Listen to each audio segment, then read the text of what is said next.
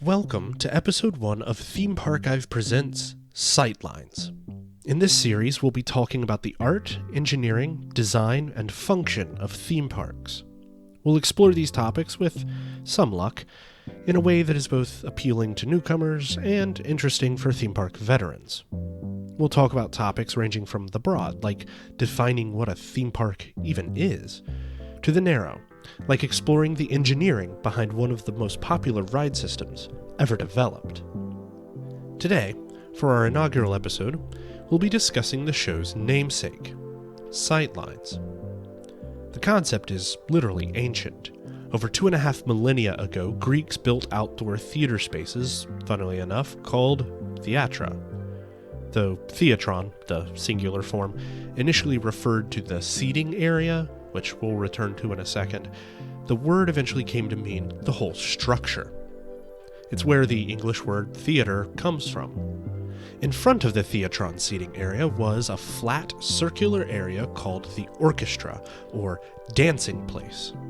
This was the first stage, where plays would be enacted and music performed. The area behind the orchestra/stage was called the skene, which gives us the English word scene. Other modern theater terms like proscenium also have their origin in this era of Greek theater. So, what does any of this have to do with theme parks? The answer lies back in the theatron, the seating area. Ancient Greeks built their theaters into the sides of hills. The theatron was stepped so that successive rows had line of sight to the stage over the rows in front of them. This innovation of design is replicated in modern theaters today, from movie theaters to sports stadiums. Even roller coasters use this to give every guest on the car a similar view. As theatrical arts evolved over the following millennia, the concept of sightlines evolved too. Indeed, the word sightline is a later coinage. Designing the buildings associated with theater, movies, or sports centered around the ability of each patron, as much as possible, to have a clear view of the action. As photography and then film came along, the concept of sightlines grew from a consideration of what the audience saw in the theater to what the camera saw during filming. Film was powerful because it allowed a director to focus an audience's view to a very specific image. An audience member with a clear line of sight to the screen was shown the exact view of the camera, nothing more or less. By the 1950s, while Walt Disney was looking for financial help building a new kind of amusement park, filmmakers had exploited the camera's forced perspective in myriad ways. Set design, staging, and camera work combined to create entire worlds of color and fantasy in stuffy sound stages on studio backlots. In fact, the area just out of view of the camera was often a chaotic mess of cables, lights, people, props, and other paraphernalia of movie making. When Disney finally secured financial backing and started building his park, he did so with a novel mindset. He wanted to use the tricks of filmmaking to create an illusion of immersion.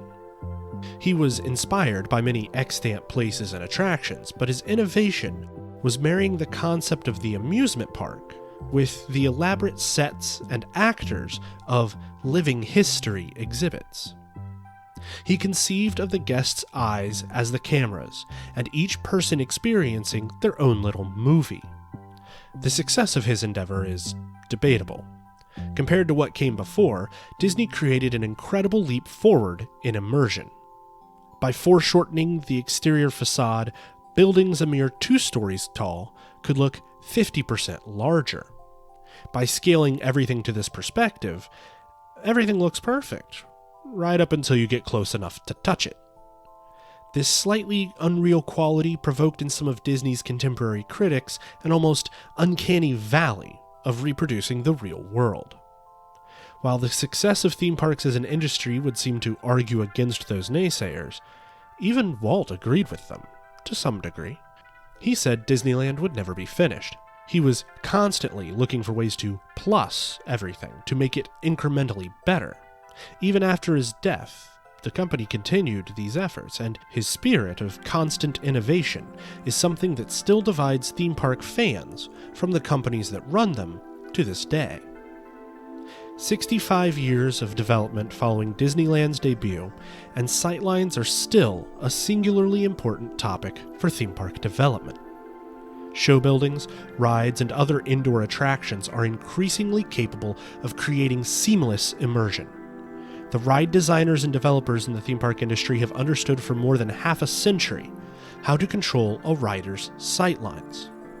This allows for both more concentrated use of budgets for sets and for hiding effects mechanisms from the view of riders. The most immersive modern rides use a combination of screens, real sets, lighting, animatronic figures, and tons of other complex engineering marvels to remove as much restriction on the rider's view as possible. I said combination. Insufficient. As technology allowed for more immersive sets in closed environments, exterior sightlines became, sadly, less of a concern. The low point for sightlines as an aspect of theme park design undoubtedly came in the late 1980s. Both Universal and Disney, and then some of their competitors, debuted parks themed as movie studios. These dressed attractions and show buildings as sound stages on movie lots, or emphasized the film set ambiance with matte paintings and obvious facades. While trying to copy the backlot feel of the original Universal Park in California, they made very little emphasis on creating self-contained, isolated worlds like Walt's original Disneyland concept. This was by design. Part of the appeal of the movie studio theme is the juxtaposition of genre elements, a la multiple films being shot at the same time on a studio backlot.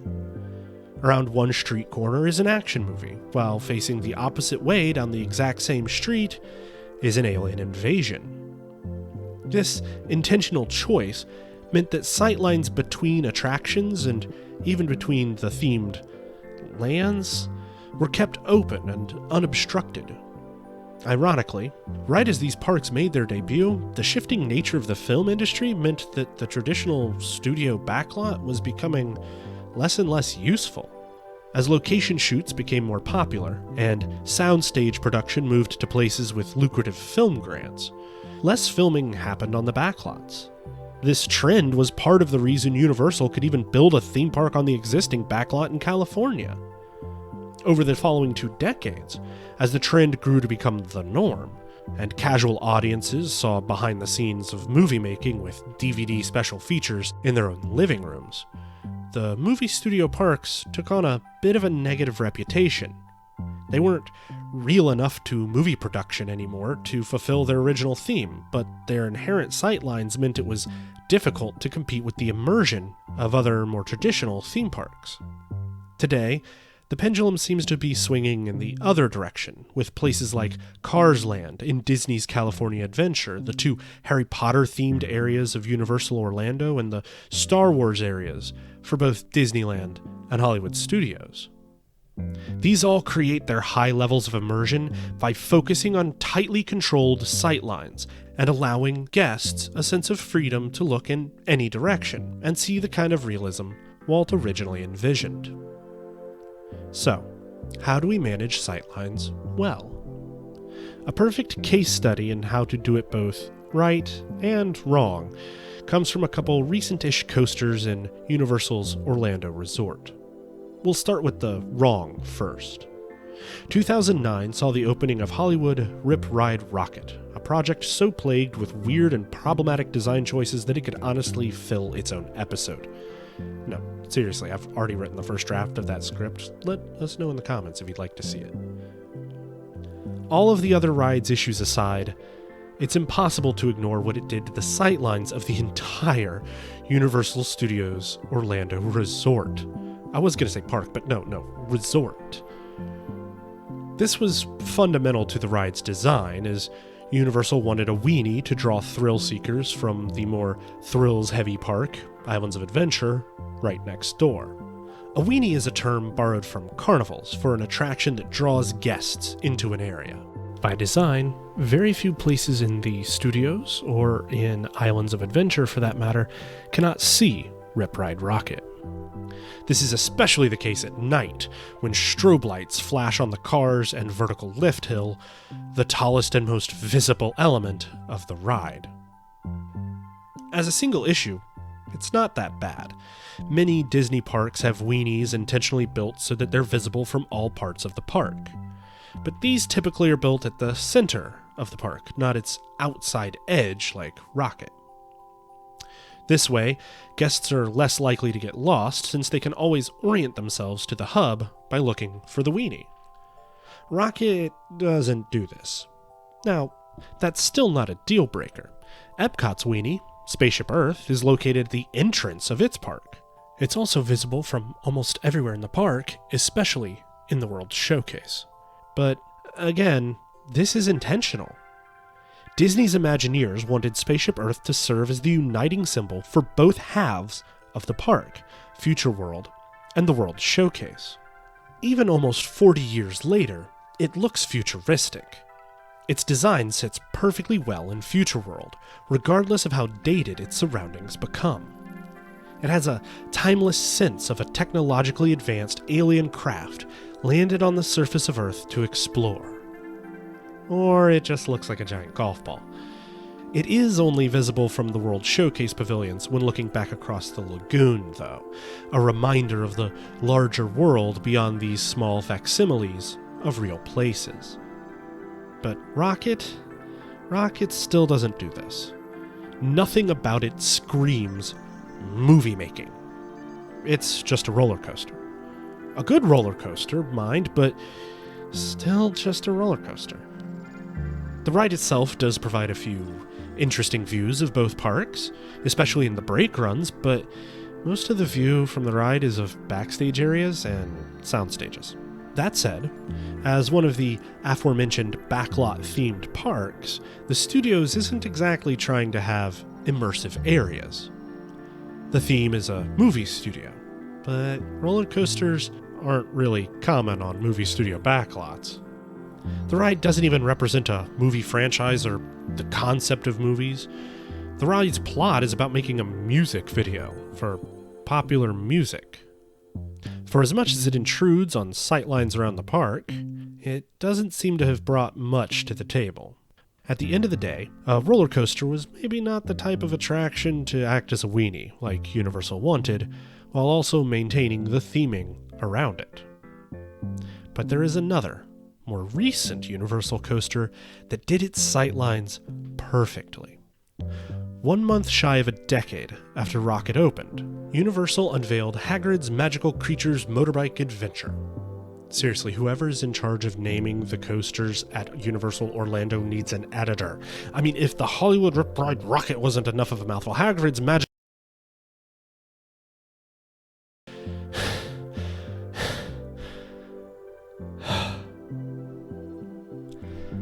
Hagrid's takes riders on an adventure through the Forbidden Forest on his magical motorbike, and, there are creatures. The sightlines on the ride were developed with particular focus on making riders feel like they are in a forest. Extra trees were planted, which over time will only become larger and lusher. Trees, hedges, and other dense greenery are one of the easiest ways to obscure unwanted sightlines for guests. One particular strength of the ride's design when it comes to its sightlines is its size. Hagrid's is the longest coaster in Florida at time of writing. It's also one of the shortest. With Rockit almost 100 feet taller, Hagrid's is a third its height. It's almost half the height of the Incredible Hulk right across the lagoon. This is partly because the coaster was designed to blend into its environment. Having a massive 200-foot tall coaster wouldn't have felt right for the Forbidden Forest. Utilizing the fact that the previous roller coaster on that spot, Dueling Dragons, was built lower than the surrounding queue and station, the designers for Hagrid's kept the ride below the surrounding area, disguising its profile from view. It's still visible from some places, but it's nowhere near as eye-catching as Rockit. This isn't to say that all rides should be built small or that large attractions are inherently eyesores. Depending on the park's aims, several large coasters and thrill rides on its skyline can add to the environment, not take away. But adding a new ride isn't just about the experience it creates. Designers, to be successful, have to consider what the new ride does to the existing area. It's not easy to control sightlines when building a new land or a whole theme park from scratch, but putting a new attraction into an existing park is way more challenging. The key is to make sure the new addition blends in with the current theming, rather than undercutting it. But theming is a topic for another day. In the end, sightlines are a very simple concept that can be hard to get right. The less control designers have over where guests can move and look, the harder it is to maintain the illusion of an immersive world. But simple tricks, like dressing one side of a building to one theme while dressing the other side to another, can help. The solutions are only limited to a designer's imagination and budget. We hope you've enjoyed this first episode of Sightlines, and we hope to see you next time.